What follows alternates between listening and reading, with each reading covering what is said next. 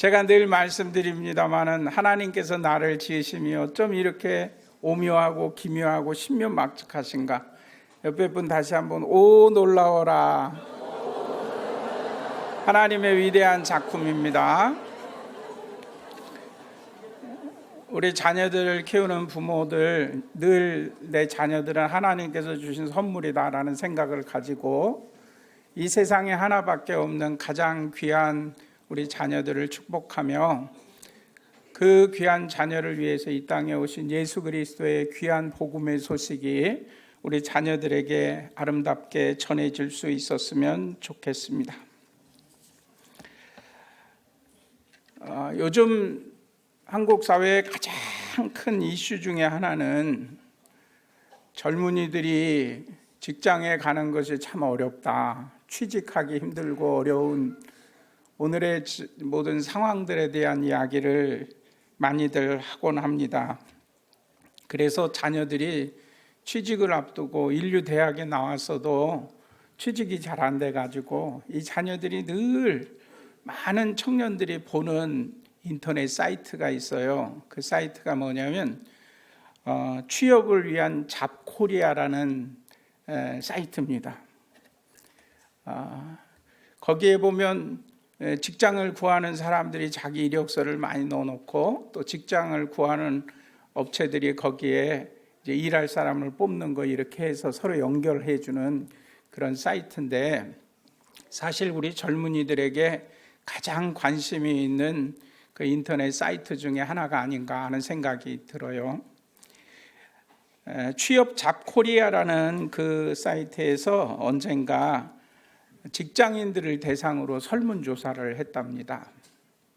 설문조사를 했는데 질문이 뭐냐면 돈이 얼만큼 있으면 부자라고 생각하십니까? 라는 질문이었어요. 여러분들 스스로가 한번 답을 해보십시오. 돈이 이만큼 정도 있으면 오늘 내가 부자다 이렇게 할 수 있을 것 같다. 많은 사람들이 답을 했는데 그 설문 결과가 이렇게 나왔답니다. 제일 적게 쓴 사람들이 수준이 한 10억 정도 된대요.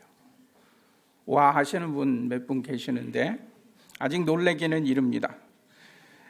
그 답을 한 사람들 중에 26%가 제일 많은 금액을 썼는데 그 금액이 50억이래요. 26%나 우리나라에서는 지금 한 50억쯤 있어야 부자라고 말할 수 있다. 이렇게 답을 했답니다. 그래서 모든 답을 쓴 사람들을 평균을 냈더니 평균 41억 정도가 나왔답니다. 그러니까 우리나라에 살고 있는 사람들, 직장 다니는 사람들은 자기 가족들이 돈이 한 41억쯤 있어야 내가 부자다 이렇게 생각을 한다는 거예요. 제가 여러분들에게 성탄절 아침에 한 부자 이야기를 들려드리려고 합니다. 근데 영상을 하나 보여드릴 텐데요. 부자 이야기에 대한 영상을 하나 보여줄 텐데 여러분 한번 상상을 해보십시오. 성탄절 아침에 우리 목사님께서 이 귀한 메시지를 전하는 시간에 어떤 부자의 이야기를 영상으로 보여준다 그런다. 그 부자가 어떤 부자의 이야기일까? 여러분들 한번 지금 그림을 그려보십시오. 목사님이 아마 이런 내용의 부자 이야기를 들려주지 않을까? 자, 상상하셨습니까? 왜 이렇게 반응이 뜨뜻미지? 상상하셨습니까? 목사님이 아마 이런 부자 이야기를 들려줄 것 같아. 근데 이제 영상을 보면서 진짜 목사님이 여러분들이 생각했던 어떤 부자 이야기를 들려주는지 한번 영상을 보겠습니다. 영상 보여주십시오. 지난 10일 오후 4시 무렵 인천의 한 마트 식품 매장으로 가방을 맨 어린 아이와 한 남성이 걸어옵니다. 구석진 곳에서 잠시 머뭇거리는가 싶더니 아이가 맨 가방을 열어 몰래 물건을 담습니다. 이들은 34살 아버지와 12살 아들. 그런데 이들의 어설픈 절도는 CCTV를 보고 있던 마트 직원에게 금세 발각됐습니다. 아버지는 몸을 벌벌 떨면서 땀을 흘리면서 계속 용서해달라고 사죄를 구하고 있는 상황이 있었습니다. 신고를 받은 경찰이 도착하자 아버지는 고개를 숙였습니다. 아들의 가방에서 나온 물품은 우유 2팩과 사과 6개, 그리고 마실 것 몇 개가 전부였습니다. 금액으로 따지면 대략 1만 원 안팎. 이 남성은 너무 배고픈 나머지 해선 안 될 일을 했다며 눈물을 흘렸습니다. 그 기초생활대상 수급자로 선정이 돼 있지만 내 가족이 생계를 유지하기에는 상당히 힘든 상태에 있었습니다. 택시를 몰던 남성은 당뇨와 갑상선 질병을 앓고 있었고 몸이 아파 6달 동안 일을 하지 못했다고 털어놨습니다. 살고 있는 임대 아파트엔 홀어머니와 7살 난 둘째 아들이 기다리고 있었습니다. 사연을 들은 마트 주인은 처벌을 원치 않는다고 말했습니다.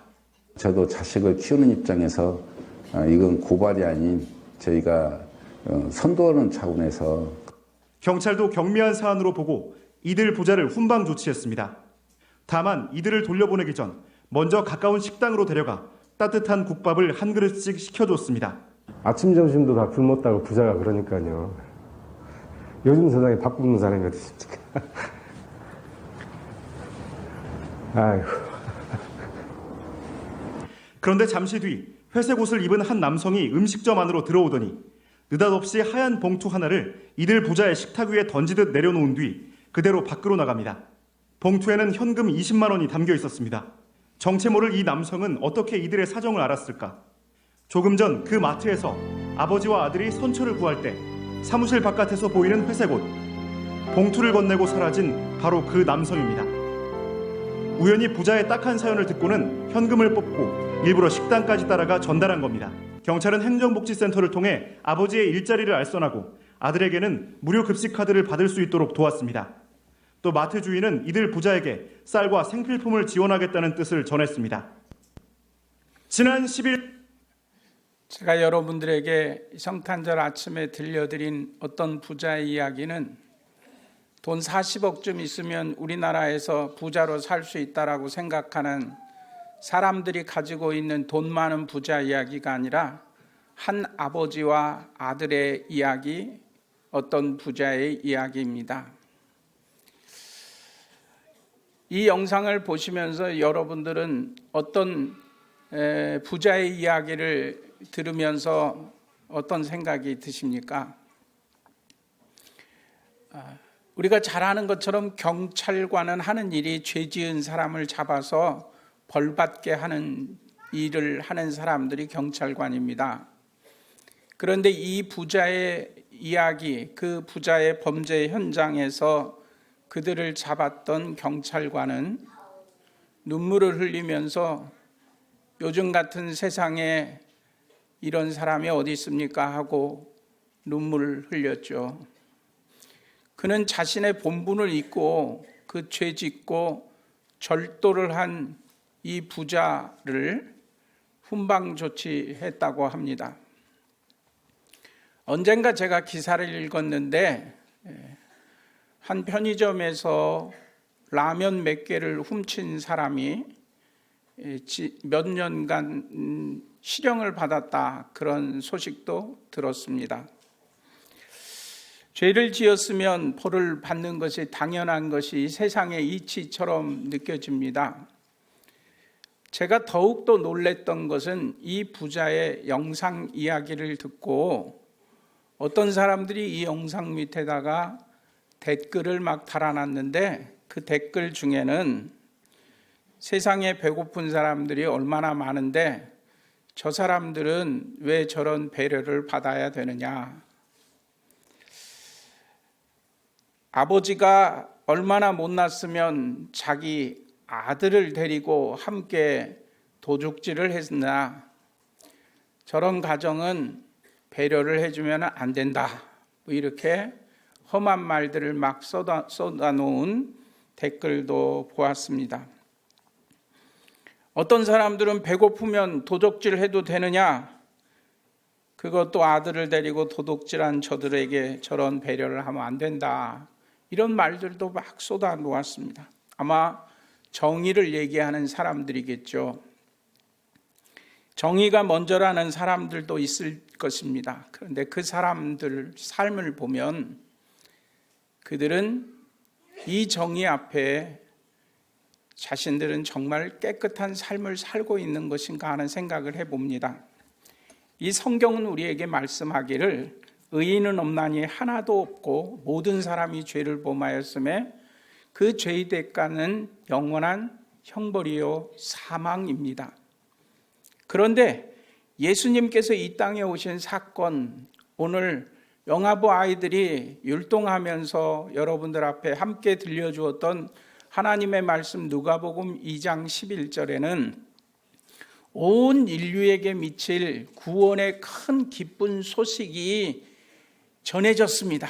그리고 그 구원의 기쁜 소식은 오늘 다윗의 동네에 너희를 위하여 구주가 나셨으니, 여기 이 구주라는 것은 구세주입니다. 우리를 건져주실 구원자를 얘기합니다. 죄 지은 현장에서 그 죄의 값을 치러야 되지만 그들의 죄를 먼저 징계하고 벌하기 이전에 함께 우리가 더불어 살아가야 되는 세상을 이렇게 힘들고 아프고 고통스럽게 만든 우리들 자신들이 부끄러운 마음을 가지고 우리 주변에 아파하고 고통받는 이웃들을 돌아보지 못한 사랑 없음을 하나님께서는 우리에게 먼저 말씀하실지도 모르겠습니다. 그런데 오늘 본문 말씀은 너희를 위하여 구주가 나셨다 그랬습니다. 여기서 말하고 있는 너희가 세상에서 의로운 자, 깨끗한 자, 잘난 자, 많은 것을 가진 자를 말하고 있지 않는 것을 압니다. 왜냐하면 예수님께서 누구를 위해서 이 땅에 오셨는가를 보여주는 놀라운 사건이 바로 예수님께서 왕궁이 아니라 마국간 구유에서 태어나셨다는 사실입니다. 예수님께서 이 땅에 오신 것은 가장 낮고 천하고 고통받는 사람들을 그 수렁에서 건져주기 위해서 깊은 수렁과 같은 천한 곳에 오셨다는 것입니다. 구유, 예수님의 생애를 시작하는 아주 중요한 모티브가 되는 단어이지만 그 구유를 통해서 예수님께서는 이 땅에 겸손의 왕으로 오셨음을 보여주셨습니다. 가장 낮고 천한 곳, 다른 사람들을 심판하고 정죄하고 도리어 그들을 향하여 손가락질 하는 그런 자리가 아니라 예수님께서는 가장 낮고 천한 구유에 오셨습니다. 가장 낮은 자리에. 이것이 예수님의 생애의 시작입니다. 우리가 잘 아는 것처럼 그렇다면 예수님의 생애의 끝은 어디입니까? 십자가? 그것은 바로 희생입니다. 우리가 지은 모든 죄를 대신 짊어지고 죽음의 형벌을 본인이 값을 치르고 죽어가던 우리들을 건져주시기 위해서 이 땅에 오신 예수 그리스도의 오심의 진정한 목적이 시작은 구유요, 그분의 끝은 십자가 희생이었다는 것입니다. 그리고 그분께서는 지금 하나님의 보좌 우편에서 우리를 위하여 기도하고 계십니다. 그래서 오늘 우리는 그분이 오신 성탄을 함께 기뻐하며 나를 위하여, 너희를 위하여, 우리를 위하여 구주가 나셨는데 그분이 곧 그리스도 주시다라고 이 약속의 말씀을 고백하는 것입니다. 예수님의 오심은 죄인을 벌하러 오신 것이 아니라 죄인들을 구하러 오셨습니다. 그리고 우리에게 이 성탄의 기쁨을 함께 나누는 우리에게 또한 우리 주변에 아파하고 고통당하는 이웃들을 향하여 이 주님의 십자가의 사랑과 그 희생을 가지고 세상 속에 들어가 물이 되고 향기 되어 사랑으로 세상의 소망을 전할 사명을 저와 여러분들에게 주신 줄로 믿습니다. 이것이 성탄의 진정한 의미요, 큰 기쁨의 좋은 소식, 바로 여러분들을 위하여, 여러분들의 가정을 위하여, 여러분들이 그토록 위하여 축복하고 기도하는 자녀들을 위하여 이 땅에 오신 예수 그리스도의 오심 사건이라는 것을 기억하면서 아름다운 성탄의 축복이 여러분들의 가정에서 작은 불꽃이 되어 어두운 세상에 밝은 빛이 되는 큰 빛 대광, 그 사명 감당하는 저와 여러분 모두 되시기를 주님의 이름으로 간절히 축원합니다.